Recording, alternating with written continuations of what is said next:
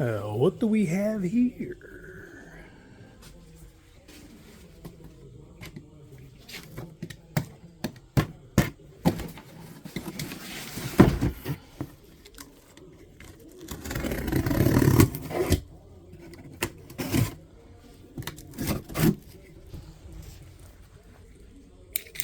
Safety first.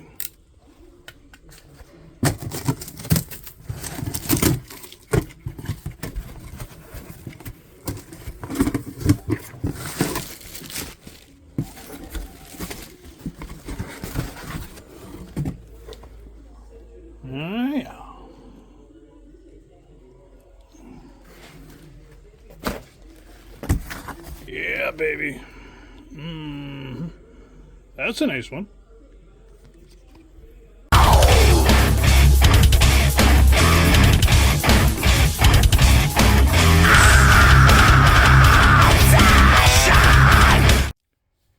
Yeah, it's still cold, it's still wet, still raining, still awful. So we're gonna play with this thing. The gasket set finally came in.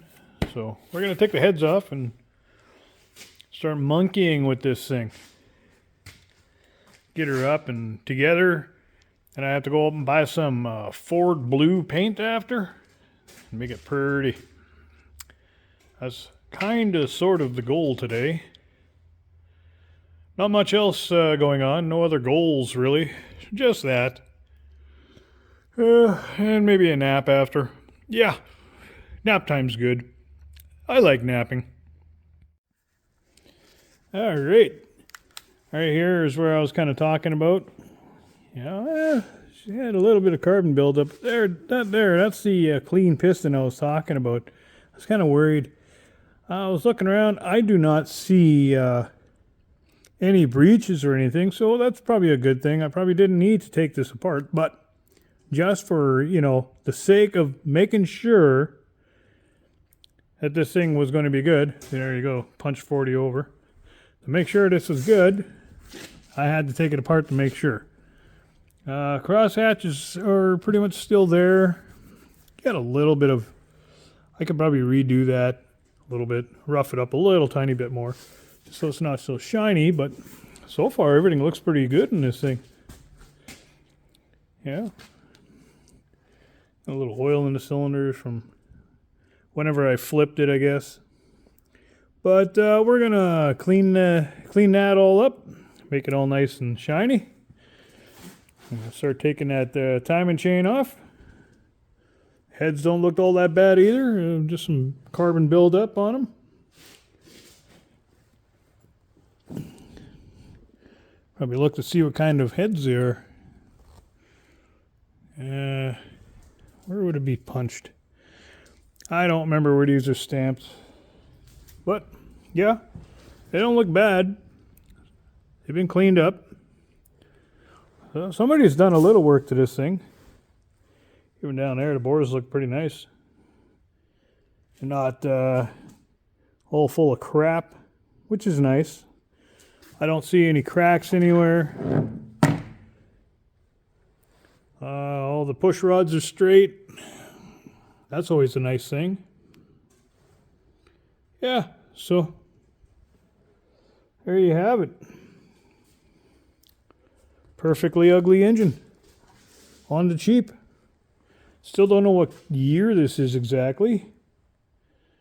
But I'm sure with more digging we could find that out. Not that it really matters. So what I've read online, that it doesn't matter what years they are. Just that the 80s style, which is pretty much what this is. Apparently they're a little bit weak around the cylinder here. So you really got to watch your head gaskets or whatever. Because apparently they're a little bit weaker here, so they tend to pull out or whatever. So, or warp. So that's interesting to hear. So we're going to clean this thing up a little bit more and see what else we can find. And start putting it together. Yeah, so new timing chain. And it's actually lined up now. I don't know how this thing was running before, but sure. So timing chain's lined up. I went with the old school, the one off the other engine. Fuel pump ring. Made my own little pin. Put that in there. So now that's on solid. Cleaned it all up as much as I could. Getting it ready for the gaskets. Clean this all up too. Same thing. I'll give it a nice good wipe after. What else did I do? I put a straight edge on everything. Everything seems straight. Everything looks good. Just a little tiny wow right here. Not really going to worry about it. I was more concerned about this shiny piston back here more than anything else. Anyways, everything else looked good.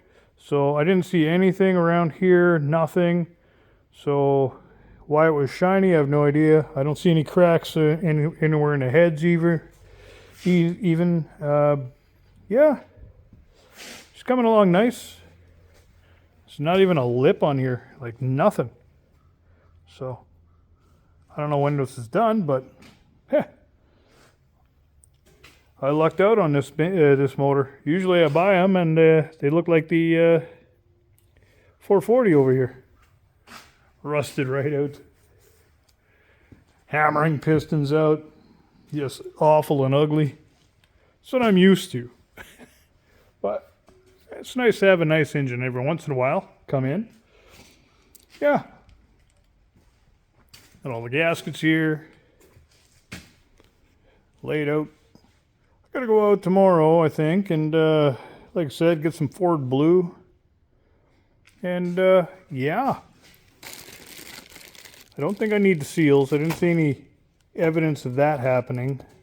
Nice thing about all these kits is they give you like, I don't know, a whole bunch of water pump layouts, depending on what kind of water pump you want to use or have. Beautiful kit. Even got one of these.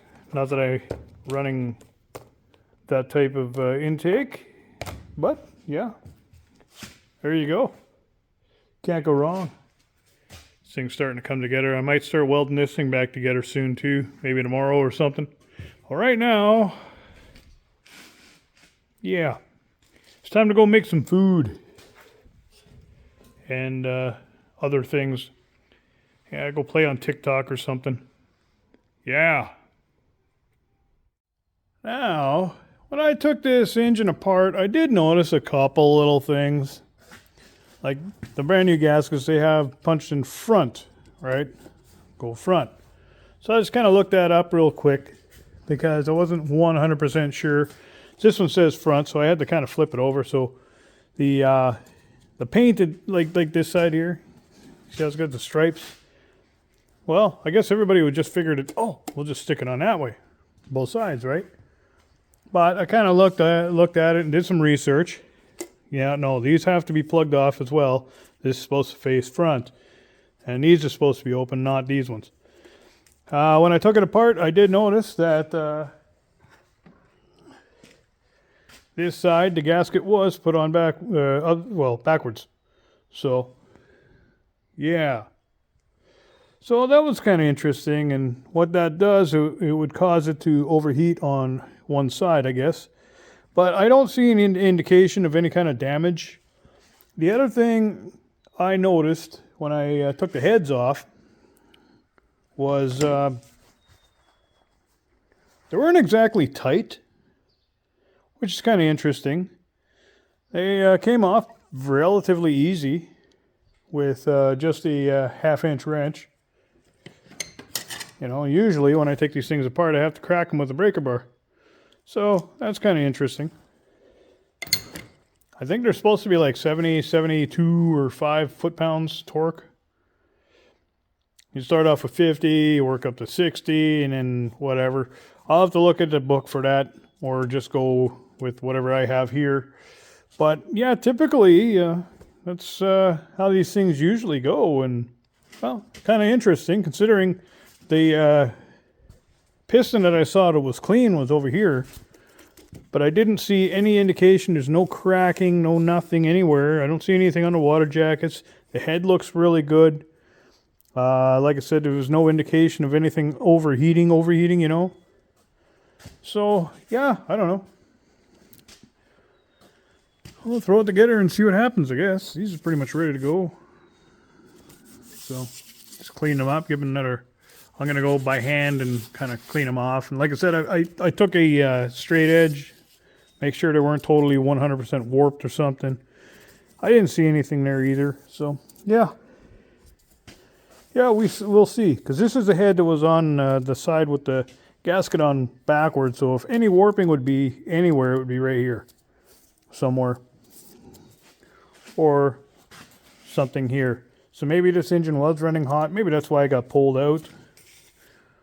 Because, like I said, this thing has not been run very long. There's not even a lip in here. So, yeah, I don't know. Apparently this was a running engine, so... Yeah, the more you inspect, the more you know, the more you're going to make it better. Look at that. For all those of you who are asking me if it's just a little bit too late to be starting your garden, like... You know, starting your seeds for your garden? Well,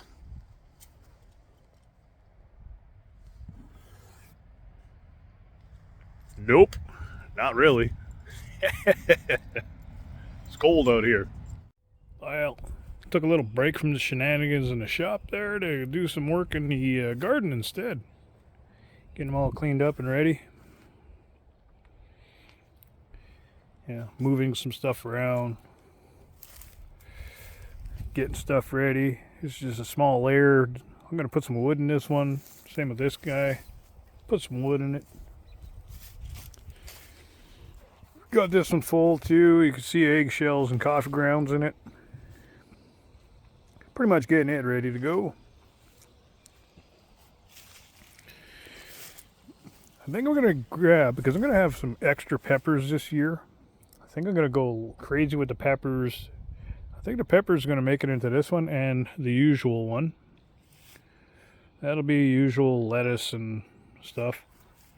Tomatoes, usually. This I usually, because I don't really eat a lot of potatoes. Usually I put potatoes in here. I'm not sure what I'm going to put in here this year. I may just leave it. We'll see. I also have to make another one of these, or one of these will be for beets. I want to do some beets this year. That's what I'm thinking. And then, yeah, we'll go from there. Sweet Christ on a cracker, the fucking gold theft. I mean, this is the craziest fucking thing ever. Okay, seriously. So, a year ago, actually 1 full year ago, almost the day, they pulled off the biggest gold heist in Canada. Like, all of a sudden, this $20 million worth of gold bars comes from Switzerland, $2 million plus of foreign currency. A container comes in from Air Canada. A plane lands, containers transported over to the secure warehouse, okay? And somehow, by the end of the night, fucking shit's gone. The gold is gone, okay? It's just gone, stolen, fucked off. It's gone. Because Brinks showed up and said, okay, we're here for our gold. And the guys looked at each other. Whoa, somebody already picked it up. What? Like, so they took, they took a fucking waybill for seafood, for some seafood, and they sort of cut and paste. This is high security, right? Why wouldn't you think Air Canada is going to lose your fucking gold? They lose your bag every second trip. Of course they're going to lose your fucking gold. I mean, fuck these guys who ever sent the gold. But it gets better. Seriously. Nothing is as fucking stupid as Canada, all right? So these guys, the gold's gone. Everything. I think it's an inside job. Yeah, I think it might have been an inside job. Just some doofus pulls up with a fucking just rickety old truck, and they just wheel the fucking gold on, and off he goes. He's got some guy in a t-shirt. Doesn't seem that official, right? To pick up $23 million worth of stuff. Guy with a t-shirt and an unmarked truck shows up. It's fucking inside job, okay? Anyway, they caught him. So, that's how crazy it is. They caught them all. They got 5. They got warrants out another 3, another 4. They got one guy got picked up in the States. The cops who really solved this are U.S. cops, naturally. U.S. police actually solved this. They got the guy who was the truck driver. Anyway, so and of course, because it's Canada, if you steal $23 million worth of stuff, we're going to let you go the same night. Yep, you're out on bail, or not even bail, just promise to come back. Yeah, off you go. Because they didn't recover any of the gold. They've melted it all down. They're not flight risks, right? Like, they're going to stay for sure, right? Even though they got $23 million worth of stuff, they're going to stay. Don't worry. They're all going to show up for trial. Stupidest fucking justice system ever.